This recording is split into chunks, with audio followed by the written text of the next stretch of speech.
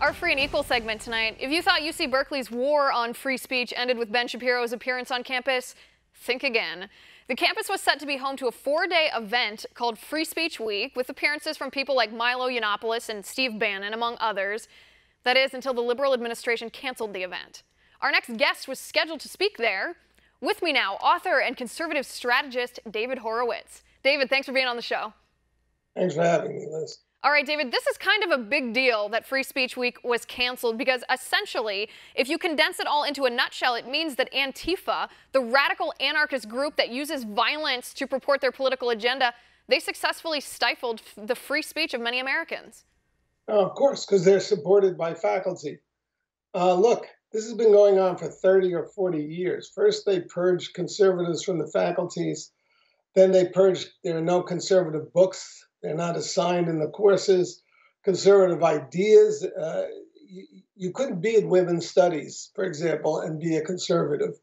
And starting around 2001, when they threw oranges at Ann Coulter at Cornell, they've gotten violent in trying to shut down even invited speakers to campus. And now, this is the second time I was scheduled to speak at Berkeley, and I graduated from Berkeley. I actually was a radical at Berkeley.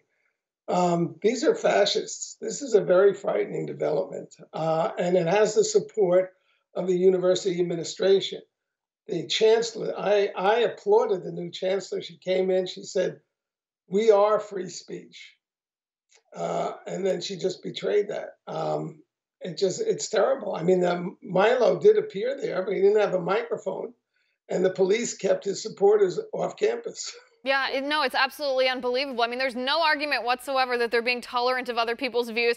You actually make a good point. I want to remind our viewers to check out your book. It's amazing what the journey that you've been on in your life, from being almost one of these radical leftists to being where you are right now. But that means you can tell us better than anyone else what the goal of Antifa is, because I know that it has only been a couple years, but even just 5 years ago, the liberals that were protesting free speech were doing it in more of a stealthy way on campus. Like you said, they were shaming people in classrooms, they were purging books and professors, maybe downgrading for conservative opinions in papers. Now they're openly calling for revolution and violence and punching of people that they don't agree with. Let me just say that for 20 years, I have been unable to speak on a campus without a bodyguard. I couldn't speak. I wouldn't be safe. I've been physically attacked. And I'm almost 80 years old, so I'm no threat to anybody. Look, they're at war with America. This is the left. It's a fascist left. It's a racist left. Identity politics is racism when you think about it.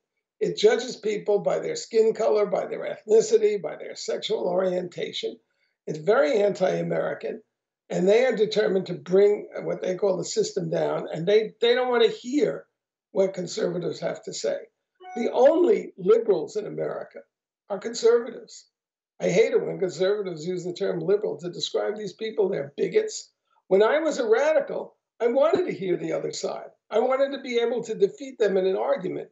But now they're in control of the liberal arts campuses, and therefore they just want to shut opposition down. Well, it's doubly ironic, too, because this group right now, Antifa, I mean, they openly identify as anarchists here, but at the same time, they claim that they're standing up for supposed oppressed groups. They claim they're standing up for people who are being oppressed. But truthfully, if you look at history, if you look at what happens when anarchy rules, the strong prey on the weak. So really what they're advocating for is a system of government or lack of government where weak people are going to be squashed by violent mobs such as themselves.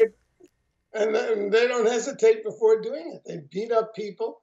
They had a riot at a demonstration that was called off out of fear of their attacks. And basically the administrations of these universities, and Janet Napolitano was the president of the University of California, was former head of Homeland Security. She's on their side. It's very easy to break this ban. All that has to happen is a vice chancellor should invite David Horowitz or Milo to come to campus under the auspices of the university, and we'd be all over. It would. So we want to give you an opportunity to reach even a larger audience than you would have reached speaking at UC Berkeley. They denied you the opportunity of free speech. We're going to offer you that platform in about 2 minutes, because that's about the time that we have left. What were you going to say to students on campus? Well, I was going to say, I mean, free speech is the most important right we have. Without it, you can't defend any other rights that you have. But this university it's a one-party state. They're not getting, you can't get a good education if they're only telling you one side of the story. That the faculty is collusive. All 76 professors who said that classes should be closed rather than hearing Milo should be suspended immediately, put on probation, and dock their pay. This is not what teachers are supposed to do. There's a movement in America now. Trump kind of ignited it by his mere presence to destroy this country. The Democratic Party is showing the way by declaring a resistance. It's not the place of an opposition party in a democracy to resist a duly elected government. You work with the government, you represent your point of view, and you try to win the next election. That's America. The Democratic Party is an anti-American party now, and a very dangerous one. And it's all interlinked. The media, what's going on is not reported. These kids are intimidated.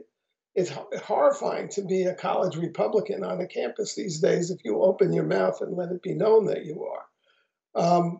When I was supposed to speak in April, I tried to contact there are no faculty advisors for conservative, and this is true of all campuses, no faculty advisors. But they had assigned somebody from the student affairs, the chancellor for student affairs. They wouldn't let me speak to them. I was the invited speaker. I'm trying to, work with them. And I did ream out one of the intermediaries they put in and they called the campus police on me. I was on the phone, so Right. I just called the chancellor directly, and he was there with the chief of police, and they said, "Well, you can speak, but you have to speak a mile off campus, and the kids have to pay $2,000 for the room a mile off campus, and you can announce the event, but you can't tell its location." Right, which is it's absolutely ridiculous. I mean, and they act like then they are still the beacon of free speech that they once were. And the answer to that is no. Your one overarching point, though, and this is what the mainstream media won't cover, and it's shocking to me that even liberals, even Democrats, elected officials in our nation don't condemn this. Antifa, and they're growing in popularity on all college campuses. They want to tear down the rule of law in America. They actually do want to destroy America and our Constitution and our way of life, and liberals don't condemn that. It is shocking.